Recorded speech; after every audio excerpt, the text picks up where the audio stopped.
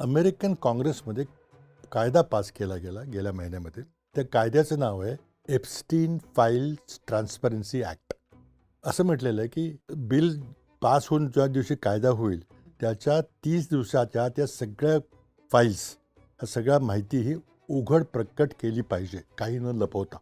आणि त्या कायद्यावर राष्ट्रपती ट्रम्पने मंजुरीची सही 19 नोव्हेंबरला केली. ही 19 नोव्हेंबर तारीख महत्त्वाची आहे. आणि कायद्यात म्हटलं की 30 दिवसाच्या आत. हो. दॅट इज वेअर 19 डिसेंबर ही तारीख येते. आता काही कागद टप्प्याटप्प्याने जे डेमोक्रॅटिक पार्टीकडे जे होते कागद, कारण सर्वांच्याकडे ते आहेत, त्यांनी काही कागदपत्र प्रकाशित केलेत. काही फोटोज पण बरेच परवा release दिवशी झालेत. 90,000 फोटोग्राफ Release झाले. रिलीज झाले. हो नंतर 20,000 ईमेल्स रिलीज झाले. हो परंतु 19 डिसेंबरला काहीतरी मोठा स्फोट अमेरिकेत होईल आणि बड्या लोकांची नावं त्यात येतील, फोटोग्राफ येतील, व्हिडिओ येतील, अशी तिथे चर्चा, ही सोशल मीडियावर चर्चा आहे.